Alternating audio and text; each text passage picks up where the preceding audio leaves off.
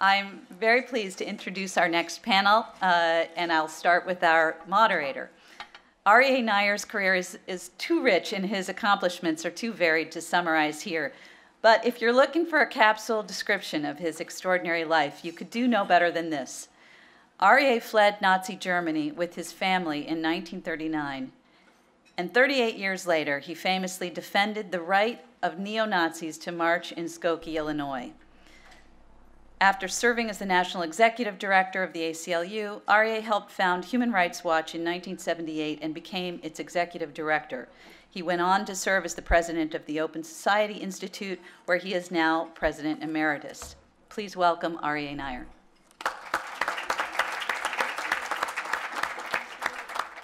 Thank you very much. I'm very pleased to be here today to introduce the panel which will discuss the question of whether justice and peace are a zero-sum game. I will introduce the panel members now. And then I will take a few moments to introduce the subject of the discussion. Since you have these materials, I won't provide you with lengthy introductions on the panel members. I will say just a few words about them. In alphabetical order, they are, to my immediate right, Arturo Aguilar, who is the Secretary of Strategic and Private Affairs of the Office of the Attorney General of Guatemala.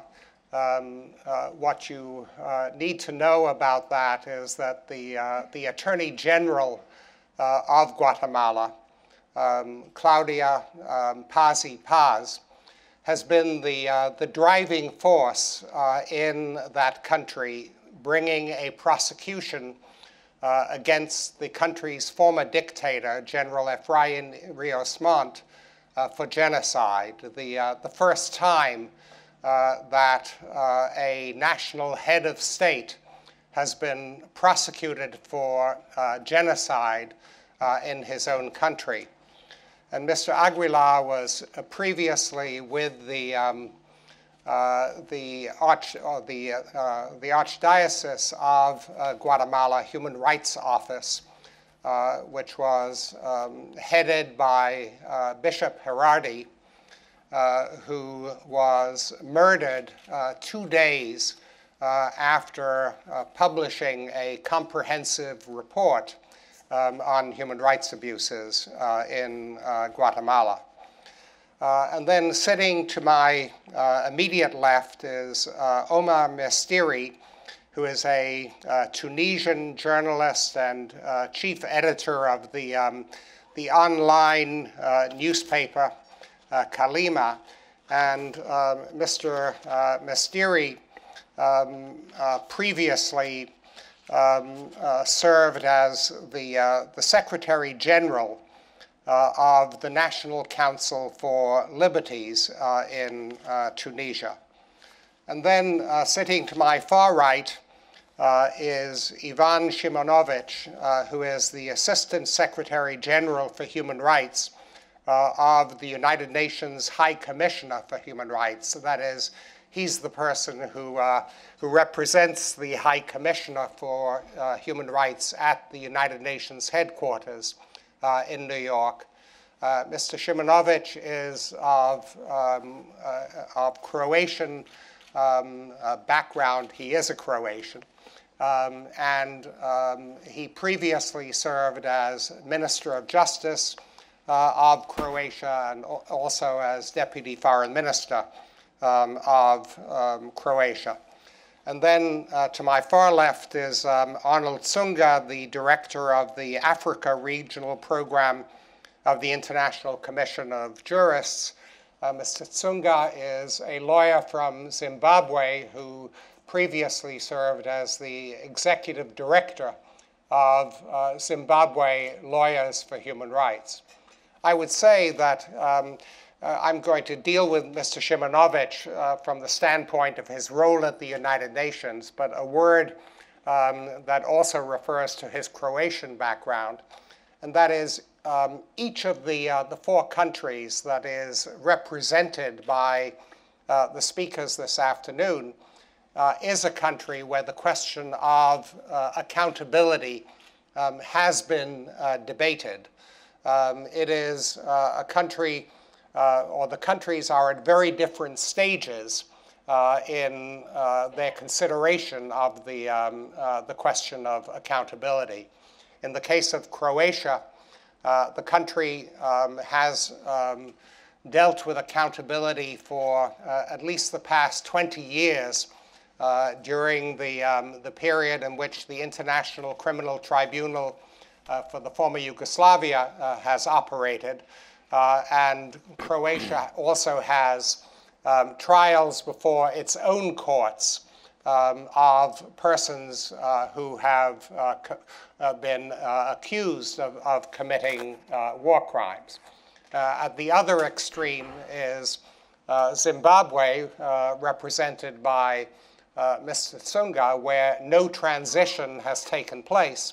And so accountability is very much a matter that is still in the future.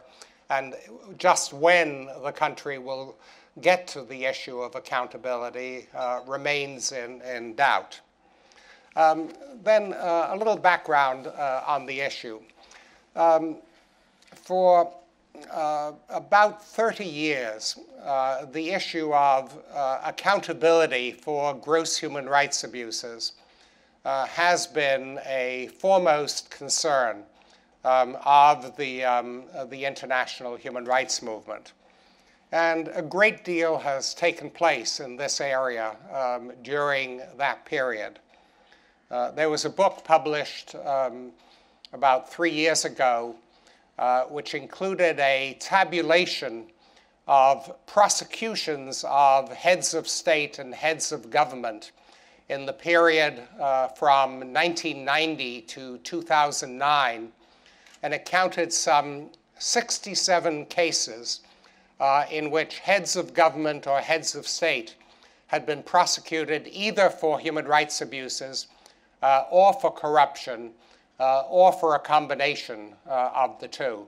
And nothing like that ever happened previously in history. In addition to the prosecutions that have taken place at the national level, we have had a number of international tribunals that have been concerned with past human rights abuses, including, of course, the establishment of the International Criminal Court in 2002. And prosecutions have not been the only form of accountability. In a number of countries, in some countries, these have taken place alongside prosecutions. In other countries, they have been perceived as an alternative to prosecutions. But there have been about 50 countries worldwide in which truth commissions were established to look into to past abuses and to provide reports on those abuses.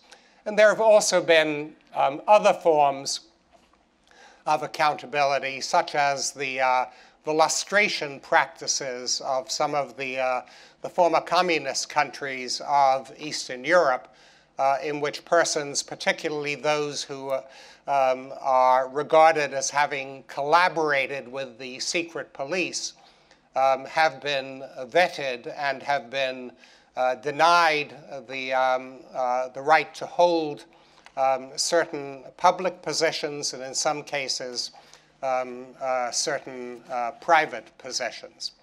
Now, one of the arguments that has been raised, particularly against prosecutions, is that they can get in the way of efforts to promote a settlement of conflict.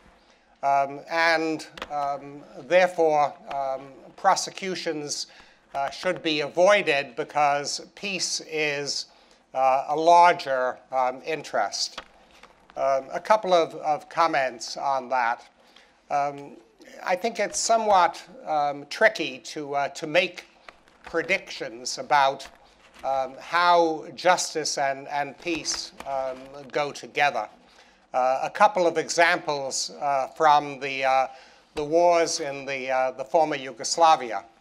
There were some persons who were opposed to the prosecutions of General Ratko Mladic and Radovan Karadzic, the leaders of the Bosnian Serbs, because they thought it would interfere with the settlement of the war in Bosnia. On the other hand, because General Mladic and Radovan Karadzic were not able to attend the talks in Dayton, Ohio, at which a peace agreement was reached, some argue that it was actually easier to get a peace agreement, that the predictions that this would contribute to conflict were mistaken. And also from the wars in the former Yugoslavia, when the war in Kosovo took place, the International Criminal Tribunal for the former Yugoslavia indicted President Milosevic of what was then the Federal Republic of Yugoslavia, that is Serbia and Montenegro, for war crimes in Kosovo. One of the two international mediators trying to settle the war in Kosovo was Viktor Chernomyrdin, who was the former prime minister of Russia. And he predicted that the indictment of Milosevic would make it impossible to settle the war in Kosovo. And just over a week later, President Milosevic agreed to a settlement of the war in Kosovo. On the other hand, things can work the other way. Nelson Mandela confronted this issue when the transition took place in South Africa. The National Party, which governed the country, said that it would not agree to give up power unless there was an amnesty for crimes that might have been committed during the apartheid period. And Mandela was confronted with the possibility that a war would have been necessary to effect the transition. And God knows how many people would have died if such a conflict took place. And so Mandela agreed to a provision in the temporary constitution under which the country was to be governed, that there would be an amnesty in the temporary constitution. South Africa actually made the best of that because the country subsequently interpreted the amnesty to say that amnesty could only be provided individually, not collectively. And therefore, only those who acknowledged the crimes they had committed and fully disclosed the information about those crimes would be entitled to amnesty. And that's what made possible the work of the South African Truth and Reconciliation Commission, in which many of the people who had committed gross abuses came forward and acknowledged their own crimes and disclosed information about their crimes. And part of the reason that we tend to value the South African Truth and Reconciliation Commission to a greater extent than truth commissions in most other places is because it was the one commission that did succeed in getting that kind of testimony from the people who had been responsible for abuses. So these questions are difficult. You can argue that accountability promotes the interest of peace over the long term. You can argue that in particular cases it endangers peace, that it may make it more difficult to settle a conflict in the immediate term. I think the arguments are complex. They involve different situations in different countries. And what I'd like to do now is to turn to our panelists and ask them to talk about the arguments that have been used against accountability in their countries, and to give their assessment of those arguments. And I'd like the panelists to be brief in their responses, because I would, if possible, try to develop a conversation among the panelists. So Mr. Aguilar, in a sense, you have the most immediate issue to deal with, because in the case of Guatemala, General Rios Montt was prosecuted for genocide. He was convicted of both genocide and crimes against humanity. He was sentenced to 50 years in prison for genocide, 30 years in prison for crimes against humanity. He's 86 years old, so he may not outlast that sentence. But then the verdict was set aside after some intense lobbying by the country's constitutional court. What's the argument against accountability in Guatemala? Well, thank you first for the invitation, and congratulations to Human Rights First on this great summit. The argument comes from, basically, from the former military and from the business community in Guatemala. The argument states that Guatemala's international image will be tarnished by being the first country to trial and convict a former dictator for the crime of genocide. They use very strong words to refer to that. They use such words as Guatemala is not Rwanda, Guatemala is not Sierra Leone, and so on so. Arguments pretty strong for a country like Guatemala. We think it's all in the contrary. We think that this trial put Guatemala in the international radar as a country with really basically a newborn democracy. We're a democracy from 1985, and with a judiciary and justice system giving its first steps. Because first we had to strengthen the criminal justice system and the judiciary for us as a public ministry to be able to indict such a person as Rios Montt, who has had power since 1998, I mean 1978 and 1984 in my country. So it's very, for us, it's very easy to see how fallacious the argument is in saying that peace would be demolished or would be damaged by justices, trials or justices programs in Guatemala, because first we have to talk about what do we understand for peace. The Special Rapporteur of the United Nations for extrajudicial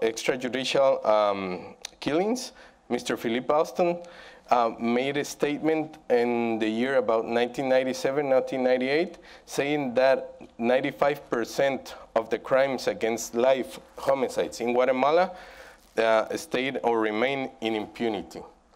The United Nations UNDP said that Guatemala is one of the most unequal countries in the world.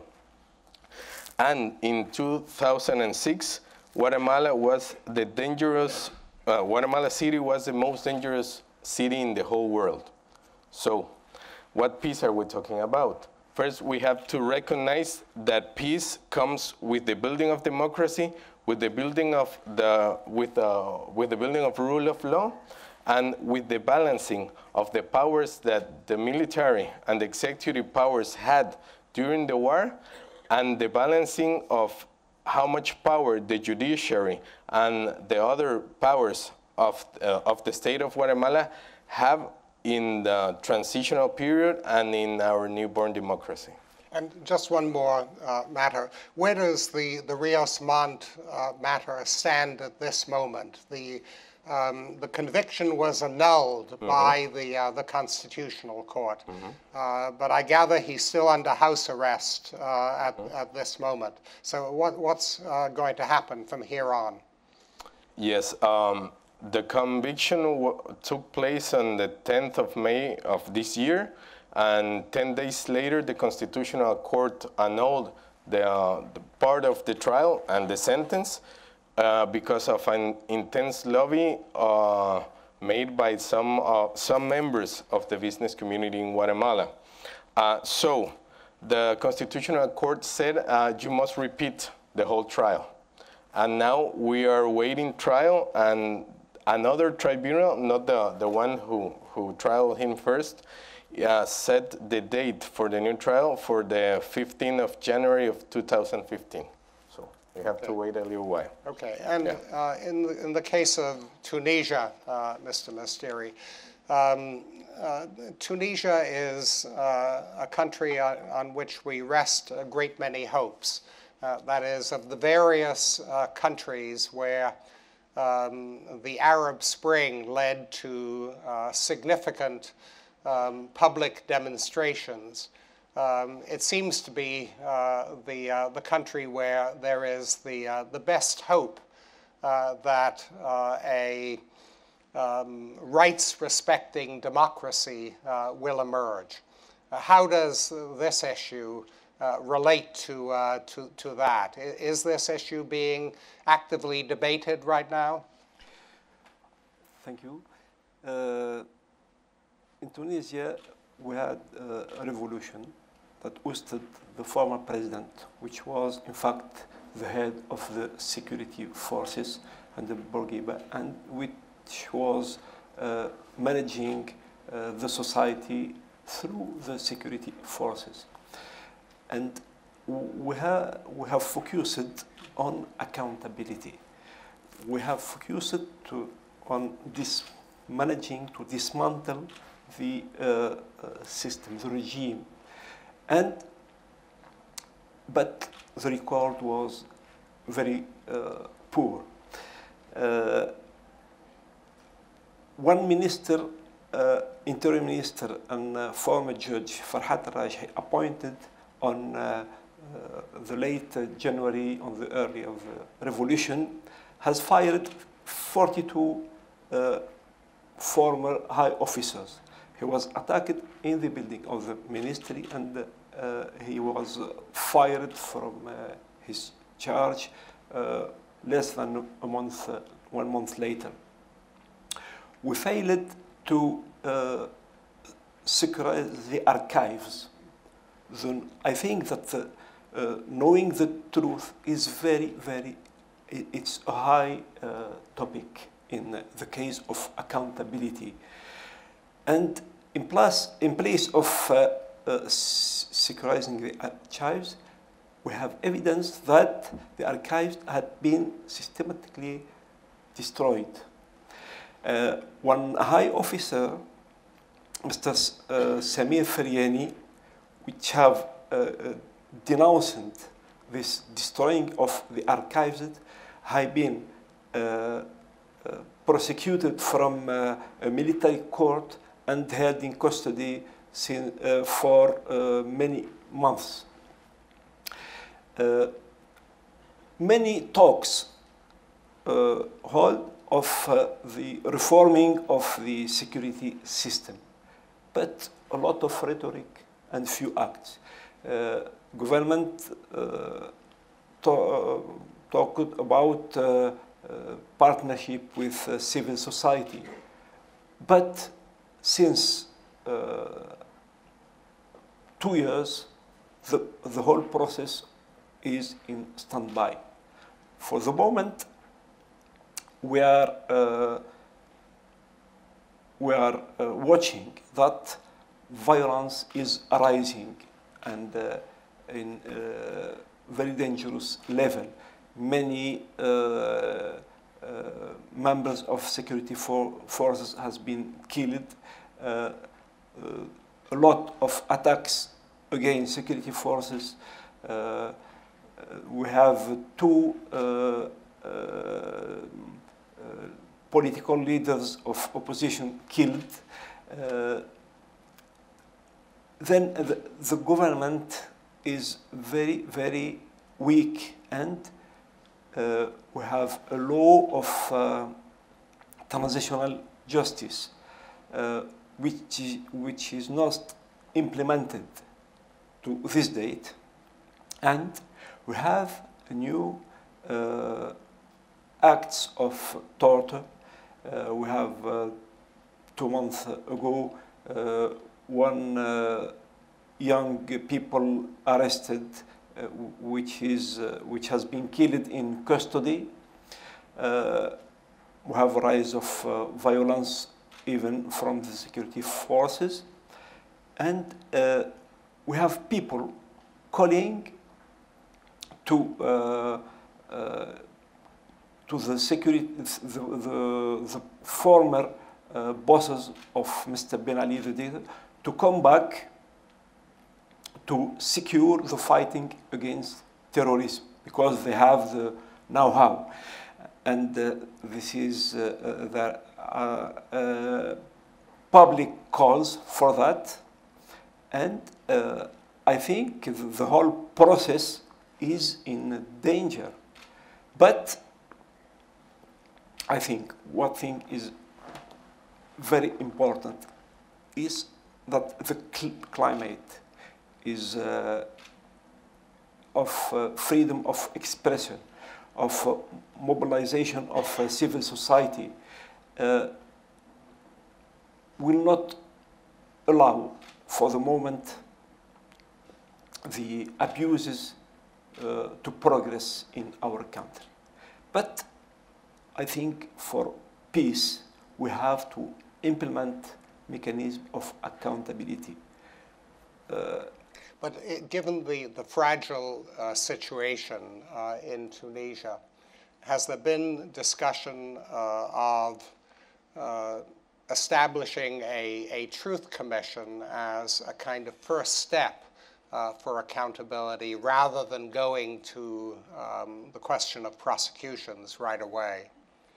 The process was a process of transitional justice.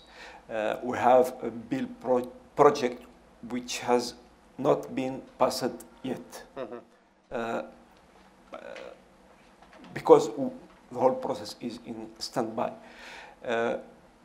Discussions through the country in local, regional, and national levels. We hold dozens and dozens of hearings of victims, but a lot of rhetoric and few acts. Mm-hmm. There is not a political will to go forward. Mm-hmm. In place of justice, many former victims, because we have to say one thing, that the ruling party now, their members are the most part of the victims. And so they are looking to themselves not as former victims, but as members of a ruling party. It's very important. So they are not very enthusiastic to make in justice, to introduce claims or suit against their torturers. Mm-hmm. And I asked a lot of them. They're not convinced by the need to do that. The problem is we have a lot of formal human rights activists in the government, in the parliament. It's strong symbolic, but they have been attacked, and now this symbol is not very shining. You know, we have a problem of credibility. Also, the old system is coming back strongly. We have also underground networks of jihadists, of informal actors in economy. You know, the problem, as I told, under Mr. Ben Ali, the absence of accountability was due to strong power. Now it's due to weak power. The state in Tunisia is very weak. We have not power centralized. We have many little powers. It's split between many centers, and that is the problem. But I think that we have to resist. We have to be very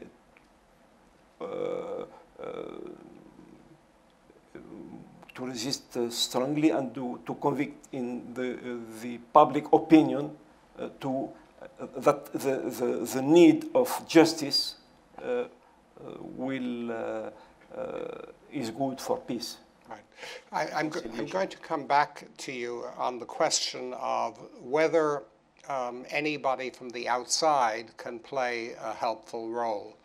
That is, could the United Nations, for example, play a helpful role in this area, as it did, for example, in the case of Guatemala, with respect to the Historical Clarification Commission in that country, which was the name that was given to the Truth Commission in Guatemala. But let me first go to Mr. Tsunga in terms of the situation in Zimbabwe. Are people looking forward to the day when accountability will be considered seriously, or will be on the table, or is that not a major concern at this stage in Zimbabwe? Thank you very much. If I may also take opportunity to thank Human Rights First for organizing what I think is a wonderful opportunity for us as human rights defenders to reflect on these critical issues. But you were right. When you introduced Zimbabwe, you said that Zimbabwe has not gone through a transition. And if anything finds fault with your conclusion, it will be on the basis that if there's been any transition, it's negative. Transition where we have seen more and more centralization of power in the hands of Mugabe, who has been the only leader that the country has had since. But even Mugabe won't live forever. He will not live forever, it's true, it's true. But basically reinforcing your position is that there's been, in Zimbabwe it's about power retention. Every situation of amnesty that has been granted for serious violations has been linked to the desire by Mugabe to retain power.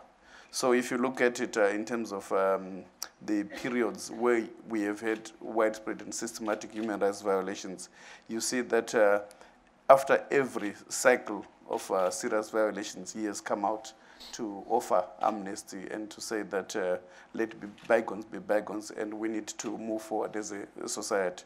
So if you look at it, in 1980, when we attained our independence, we still had the Cold War.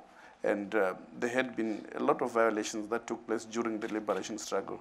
But when he accepted power, he immediately said that he was announcing an amnesty because he desired for Zimbabwe to be forward-looking, to allow for society where all races would live in peace and harmony, and where there would be no discrimination and equality before the law.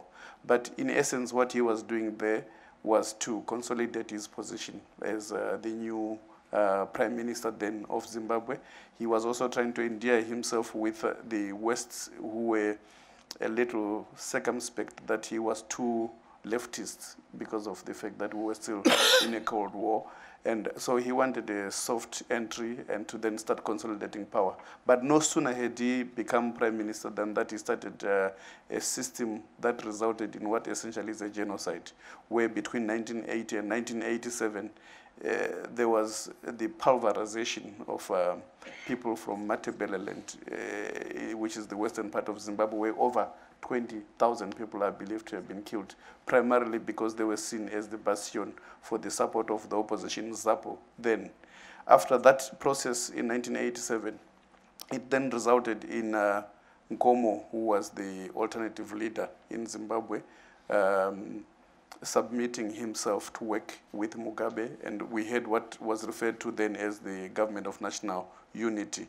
And at that point, that's when he announced that all the killings that had taken place, essentially the genocide, would be forgiven, and that so Zimbabwe needed a fresh start. The idea there was to consolidate power for himself. Then the next cycle of serious and widespread violations that took place, I could point it in the 1998 to 2000, when we had the new opposition led by Morgan Tsvangirai emerging. At that point, there were food riots where the army was deployed to mow down people who were complaining about shortages of food and the high inflation that was coming. And immediately, when he lost in an electoral referendum around the constitution, he then deployed militias to take over essentially what he was referring to then as white-owned farms. In a space of 2 years, virtually all white farmers were wiped out of Zimbabwean landscape. Then you had more than 350,000 farm workers who lost their livelihood, and they were supporting generally a population of about 1.5 million. And then in 2002, he then said, no. That act cannot be subjected to accountability because people were involved in a process that was meant to fulfill their aspirations in terms of the war of liberation to get back their land. So again, the effect is that it consolidated his power. And then in 2005, after an election where he narrowly won against Morgan Tsvangirai, he immediately again deployed the army, the police, to mow down homes of informal settlements. So he was calling it Operation Murambazvina, meaning Operation Drive Away the Filth. And through that process, 750,000 households were destroyed, and basically housing about 2 million people, according to a United Nations report. Again, that forced destruction of homes and livelihood of people, which is linked again to the retention of power.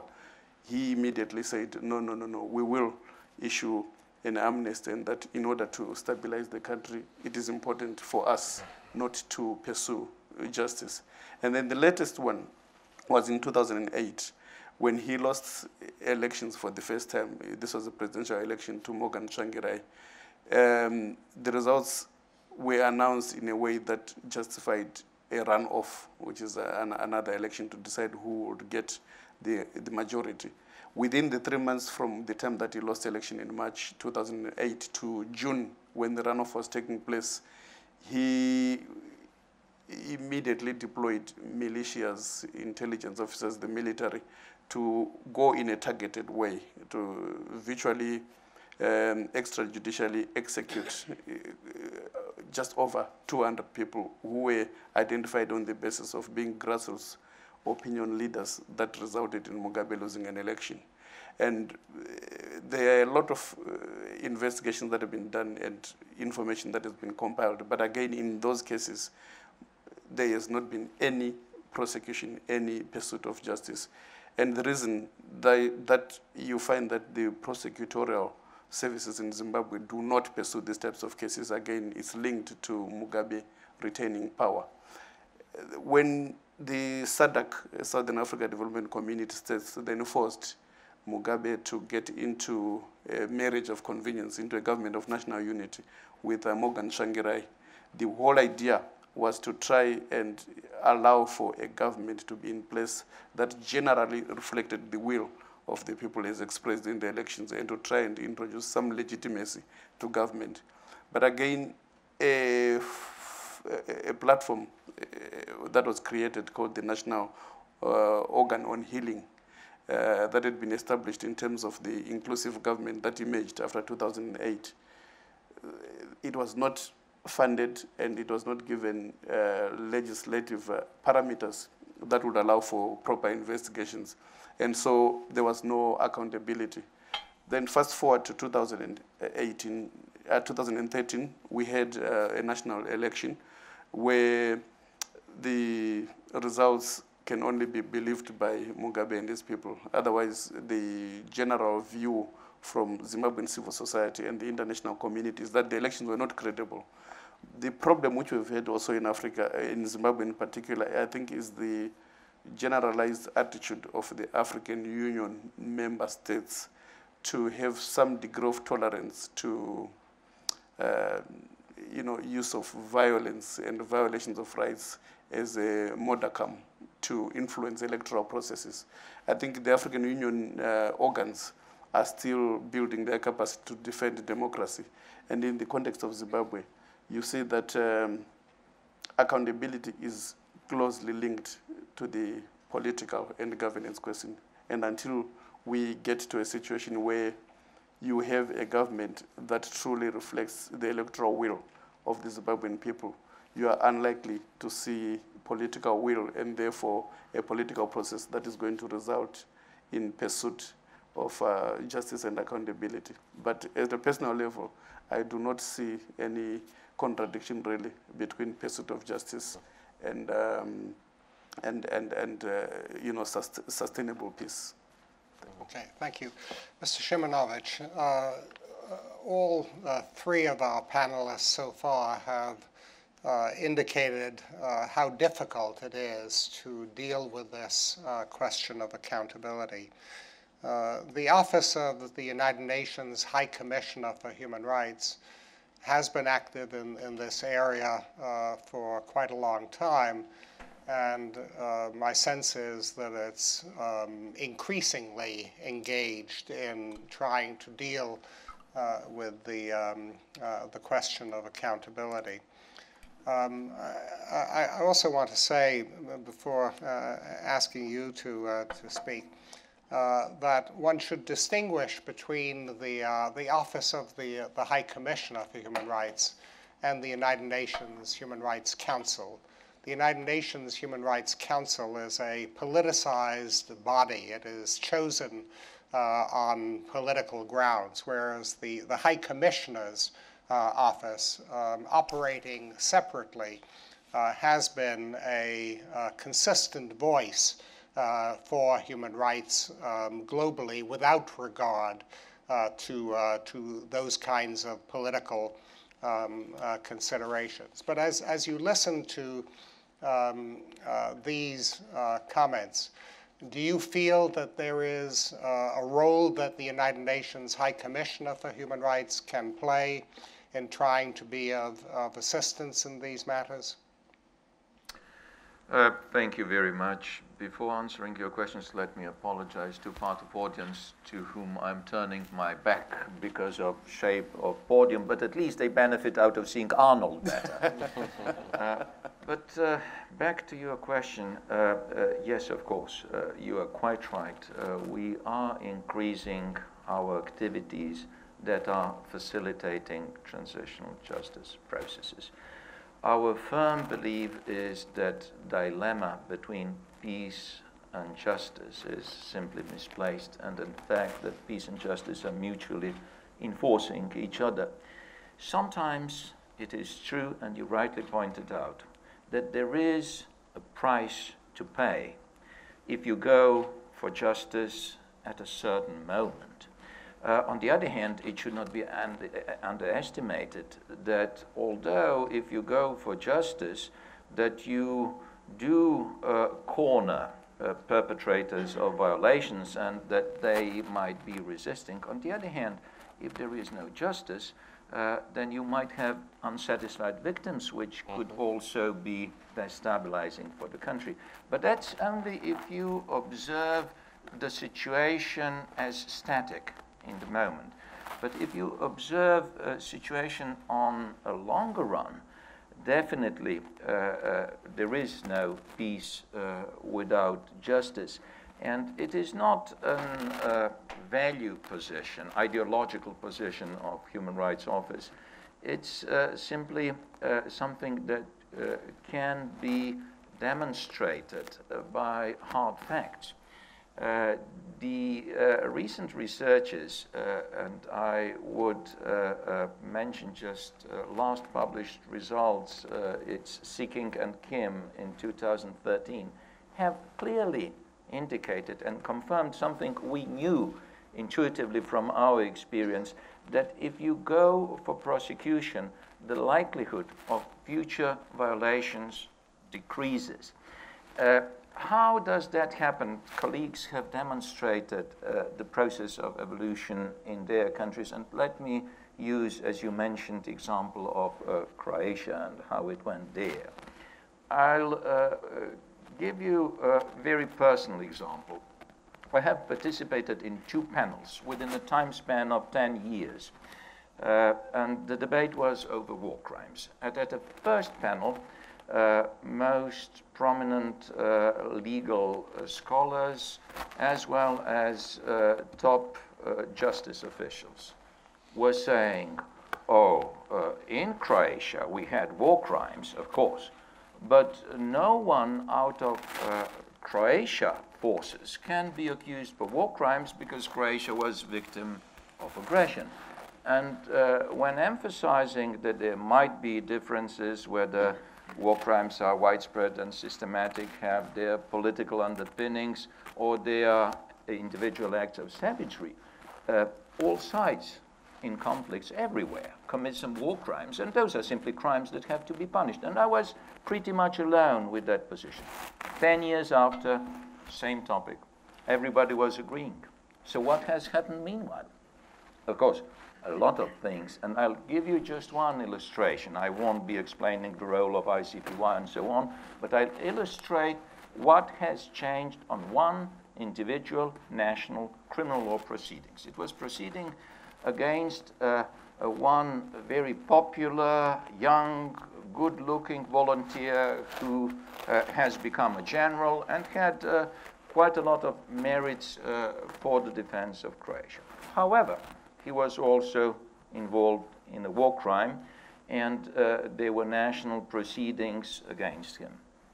And he himself admitted of killing an elderly woman, himself. When proceedings against him started, there were public demonstrations. Over 50,000 people went out on the street saying, "We are all wearing T-shirts with his name." After proceedings, there was again a protest, but less than 50 people have shown up. So this is how things change.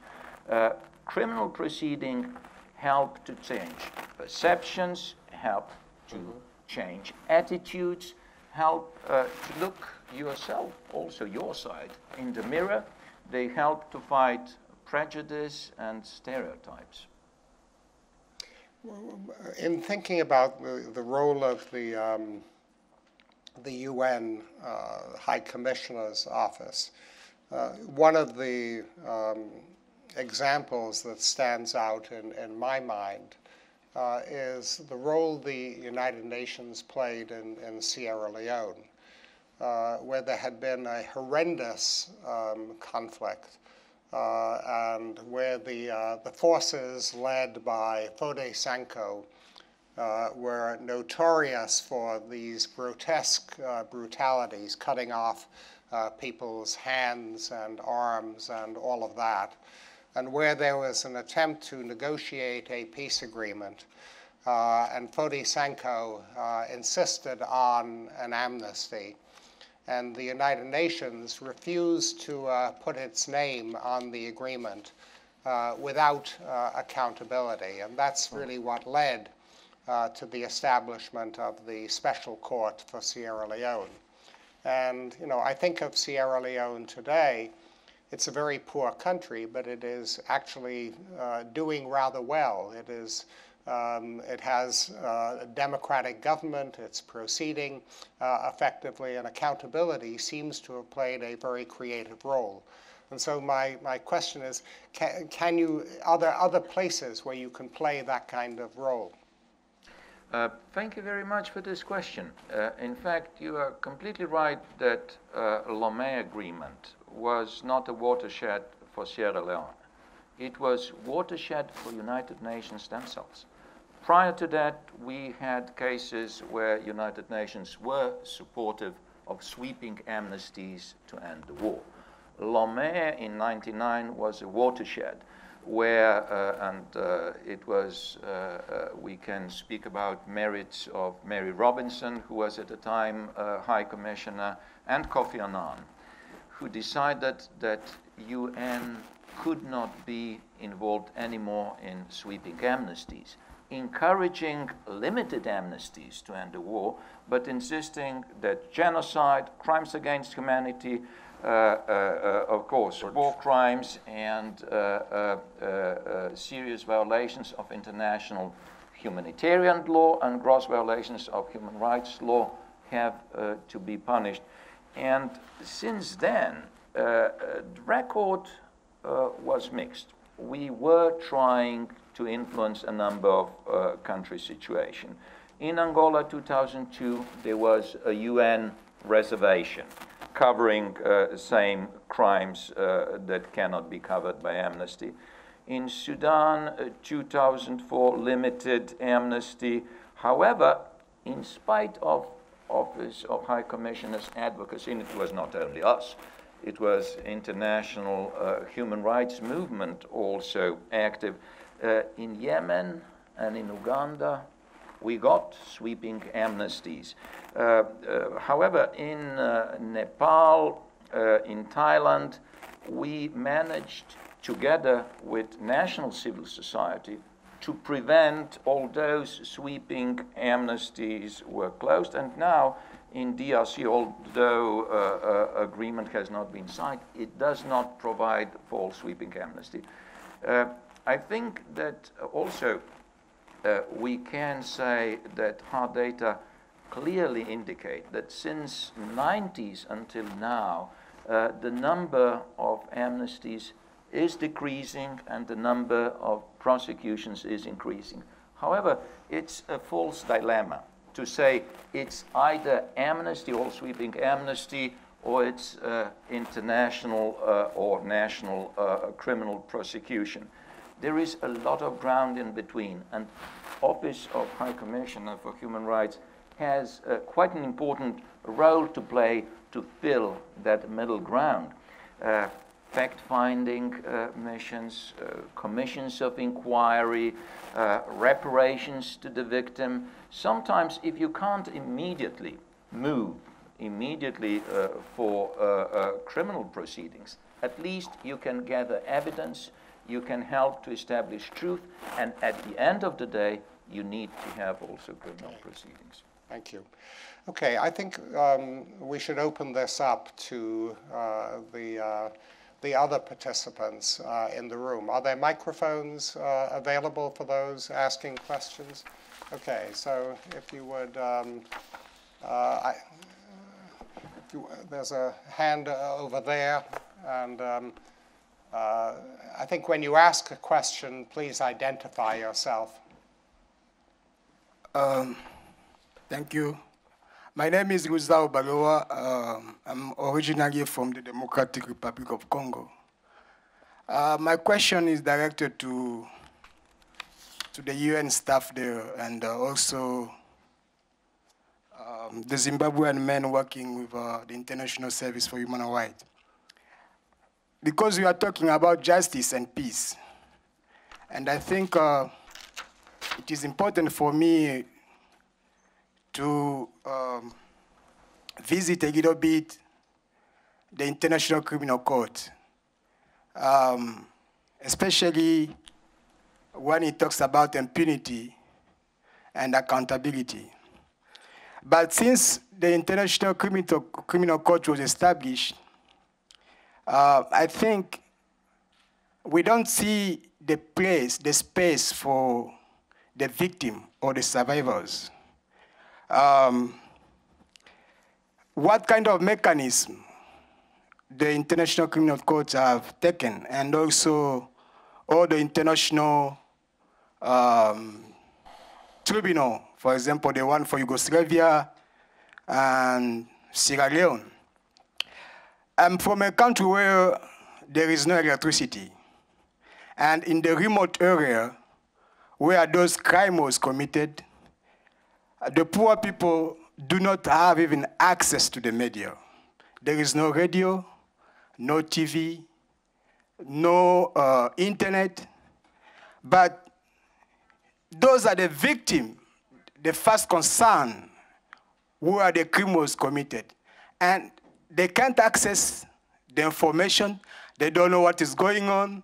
And there are others people talking that there is a kind of justice for them when themselves can't participate.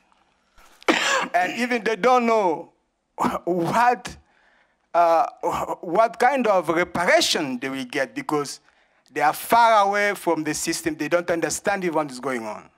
And what do you do, maybe to give the space of the victim in that place? The other issue is that where the case are going on, for example, in Netherlands or La Hague, why can you not have a mechanism of bringing those cases close to survivors so they can have an idea of what is going on for them? Because it seems like the justice is there just for those who have the interest, and the victims themselves are far away from the reality. Thank you. Okay, thank you. Mr. Szymanowicz, you want to? Definitely, it's a great question. Now, I do acknowledge problem of psychological distance between international tribunals who are using different procedure in different foreign languages at faraway places. And of course, there is an advantage of national proceedings. However, they operate on the basis of complementarity. They are being activated only if there are no such national proceedings because of lack of will or lack of capacity.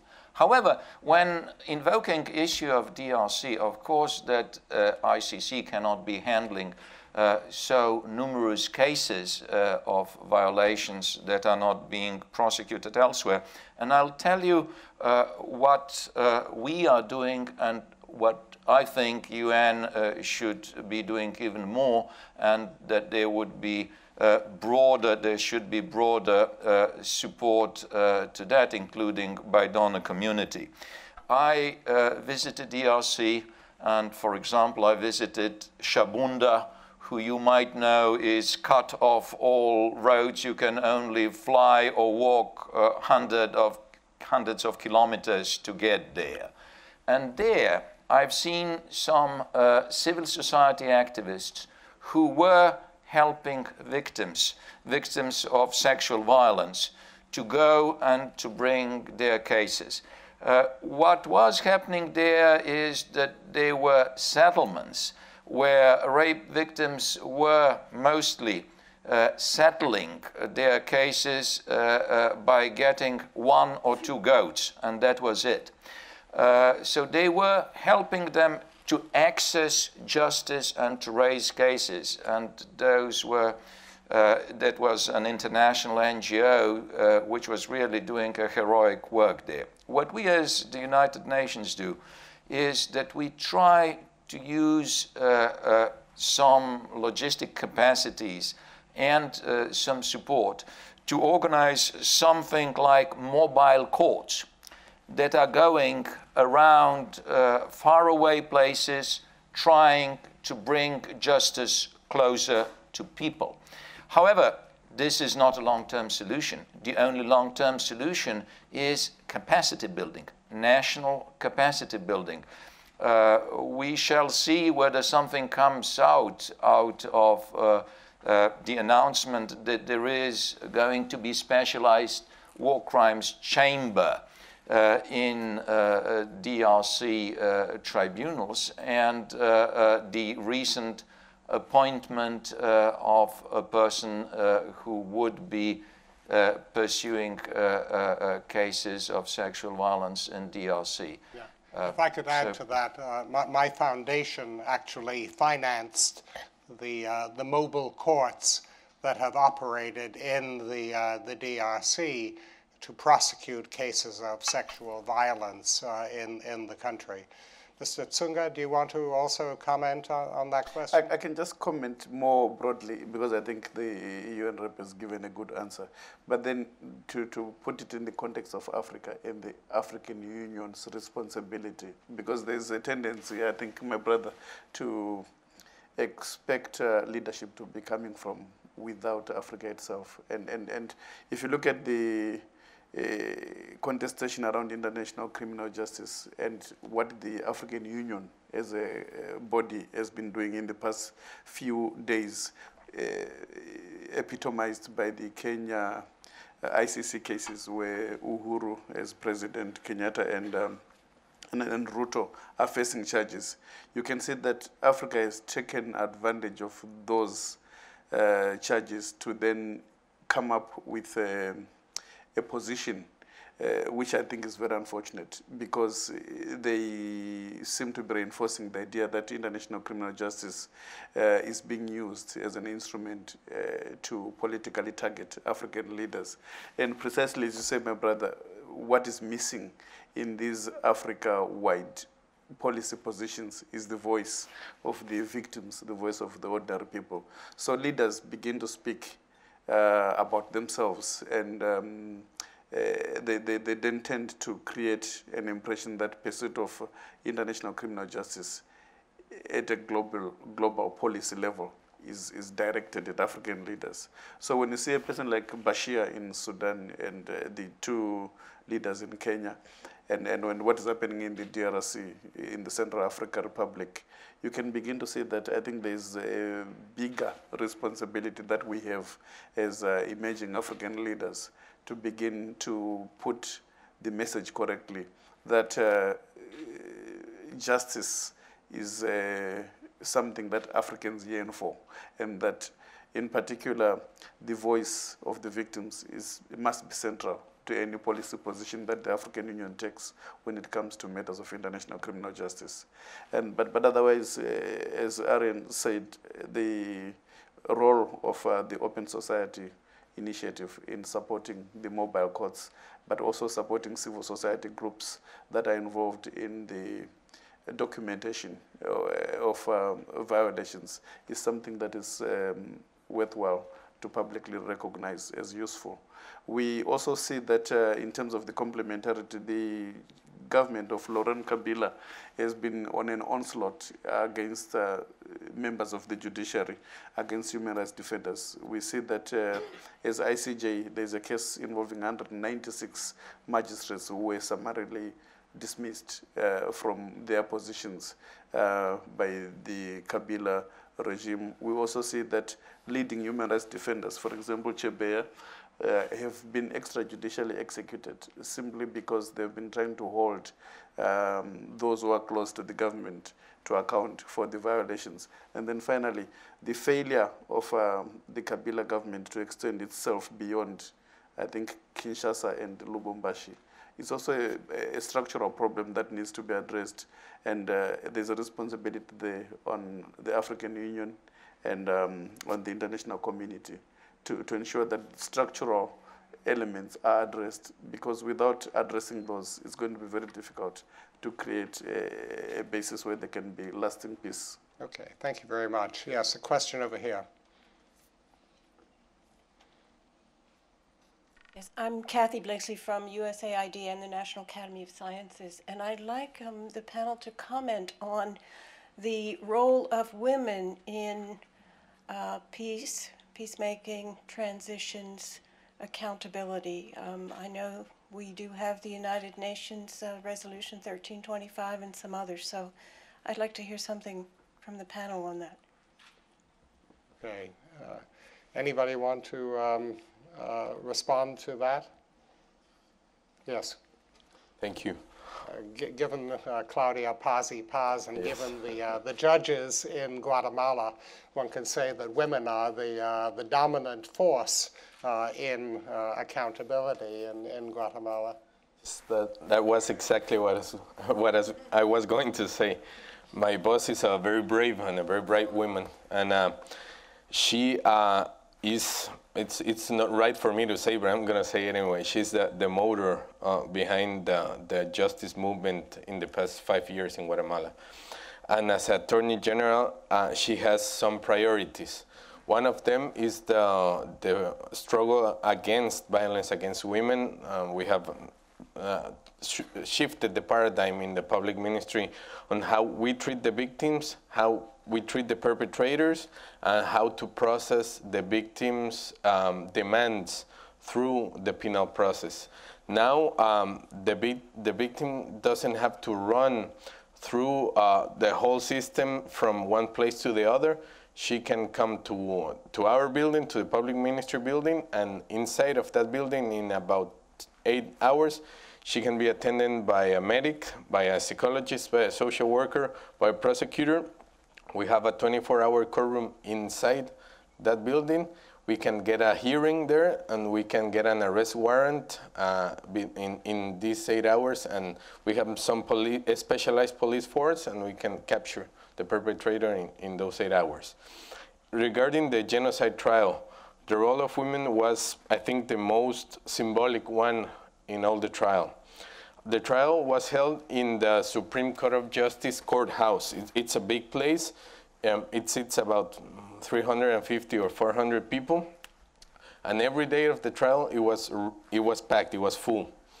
And it was the first time in my life. I've been a lawyer for some time, and I've been involved in justice themes for all my life. And it's the first time I've seen so many indigenous peoples, well, the first time I've seen any indigenous people sitting in that courtroom, and women indigenous people sitting in that courtroom as spectators of the trial, and some of them, I think, if my memory is okay, 10 or 12 victims of sexual violence during the war who gave their testimony in their own languages before the trial, before the perpetrator, that was very, very important, because they had the chance to stare him at the eye and tell him, your people did that to me and to my children. So it was very, very important. And the judge, who is a woman also, the president of the tribunal, her name is Jasmine Barrios, also a very, very brave woman. She made some emphasis when she read the sentence on the 10th of May of this year regarding how much meaning the tribunal gave to these women who had nothing to do with the war in Guatemala and who were victims of sexual violations that were used as a war tactic in my country. So my boss and I think everyone in the human rights movement in Guatemala, we're very grateful for the courage of those women who had the courage to stand before, I mean, the world. My boss got an interview for TV of China, Australia, and everything. So these women, they knew they were before the world. And they talk about how they were raped and how they survived and how it was very important for them to get the chance to be in an equal situation with the one, Rios Montt, who was almighty at some point. And in that point, in the courthouse, in that forum, they were equal. They could, without fear, tell their truth and tell him and tell the world what happened. And one should say it's not only in Guatemala that women have been prominent in the accountability effort. The chief prosecutor for the International Criminal Court, Fatou Bensouda, is a woman from the Gambia. Two of those who have served as chief prosecutors for the Yugoslavia Tribunal, Luisa Arbor and Carla Del Ponte, have also exemplified the role of women as leaders in the accountability movement. But I do think Guatemala is extraordinary because these are relatively young women whose lives have been directly threatened because of the role they have played. And they have nevertheless led the effort for accountability in that country. And if I may add, High Commissioner is also The High Commissioner for Human Rights. We've had three consecutive. We had one man, but he got killed. Yeah, Sergio de Mello. Okay. Yeah. Okay. Yes, over here. And we have about 5 minutes left. Thank you. I will shorten my remarks because I think that we have 5 minutes more. We witness very, Can you identify most yourself? of the time, a quarrel between the local government and the human rights activists as far as bringing the people who are guilty of human rights crimes during the war has to be brought to justice. The human rights activists, usually they want people to be judged right now, and they are backed by some countries. And there is no justice, because that is why they have transitional justice. Because there is no justice, there is nothing, everything is destroyed, some people are killed, others fled the country, the buildings are destroyed. So to what justice you have to bring them? So this is a question of timing. At what time you have to bring these guilty to justice? If not, if you take somebody who is a key man in another part, the war, the conflict resumes. Because the SSR, the security sector reform, the justice is a major component of the SSR. So you have to be careful to wait after the transition to bring these people to justice. Let's take the case of Mali, Mali, Sahara, the coup d'etat of Captain Sanoko. He was in Kati with a lot of people, very strong. Nobody could take him at this time. But after the transition, you have an elected government. Now justice is behind him. They ask him to come. Maybe he will no more be general, and maybe he will go to jail. So this is timing. Thank you. Okay. Since we're running out of time, in effect, I'm going to take that as a statement in which you've added something to the issues that we have to consider. And we'll try and take one more question. Yes, over here. Yeah. I'm Carolyn Zander. I work in the Global Programming Office at the State Department for DRL. And I guess this is directly mosted at Mr. Aguilar. What can the international community do, both governments and civil society organizations, to ensure that there's consistency when there's positive movements on accountability? I know that your Attorney General Pazzi Paz, her term will be up eventually as Attorney General, and I know that there's some exactly, and I know, and obviously the retrial will happen after that as the date is set. So what can the international community do together to encourage these positive movements that have been made when there's not ever going to be consistency in terms of having the same person in these offices in countries where it's been challenging to get them there to begin with? Okay, a very brief answer because we're running out of time. Okay, I think you have to be present during the transition because the reform has been made in some sense and in some extent. But for a reform to remain, you have to watch very carefully for the first transition. So you have to be there with programs, with money, with political will, and everything. Mostly, you work in DOS or USAID. through their projects or through their programs, you can be very present in the specific programs that we have installed in the public ministry, so they could remain through the transition for the next Attorney General. Okay, thank you very much. I think we've had an outstanding panel, and I'm grateful to the 4 members of the panel for their contributions today. Thank you very much.